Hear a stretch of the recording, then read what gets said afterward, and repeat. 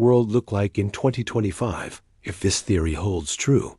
It wouldn't necessarily be a dystopia with robots on every corner. It would be much more subtle. Your news feed would be perfectly curated, not just to your interests, but to shape your opinions in a way that benefits the consortium. The products you buy, the entertainment you consume, and even the job opportunities you see would be guided by their algorithms. New technologies that could challenge their dominance would be quietly acquired and either integrated or shelved.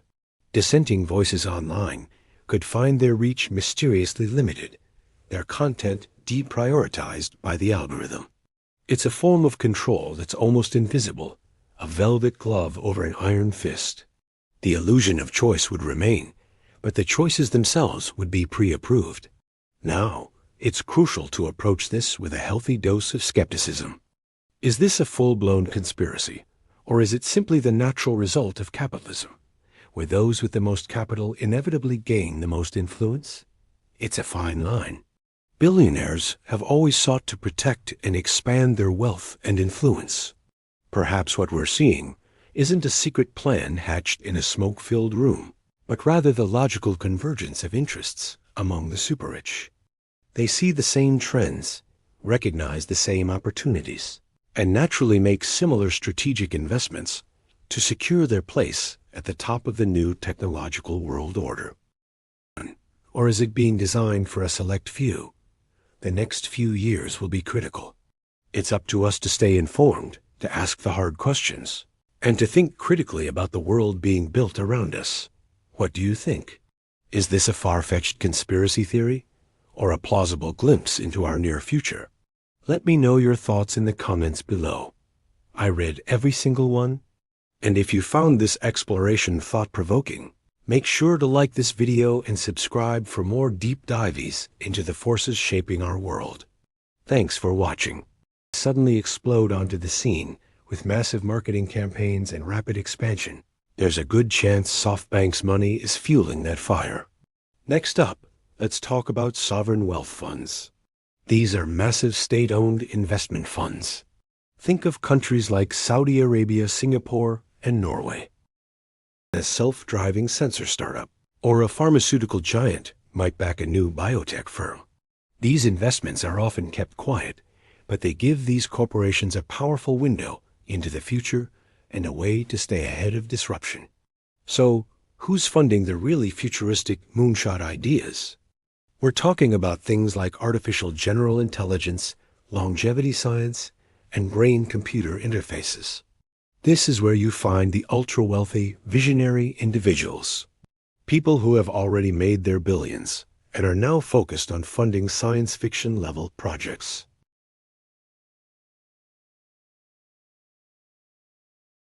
Welcome back to the channel. Today, we're pulling back the curtain on a story that's rarely told. The face of Tesla, SpaceX, and now X, but his real power isn't just in running these companies. It's in his ability to pour his personal fortune into moonshot ideas that traditional venture capital would run away from screaming. Think about it.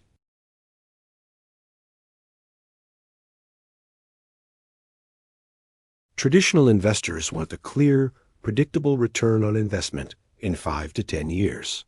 They're not funding a multi-generational mission to another planet. SpaceX to fail, to iterate, and to pursue a vision so audacious, it sounded like science fiction. Factors, quarterly expectations, and pressure to find a profitable exit, like an IPO or an acquisition.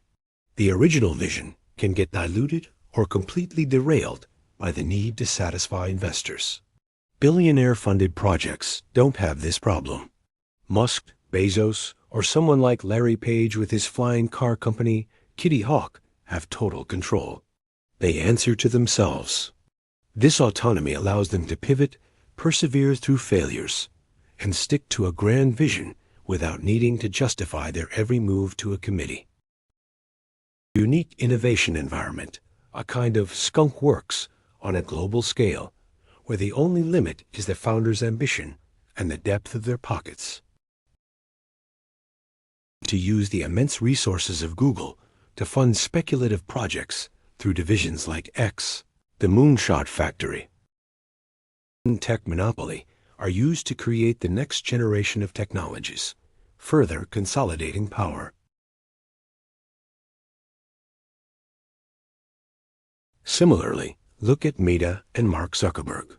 His personal control over the company allowed him to make a colossal $10 billion a year bet on the metaverse.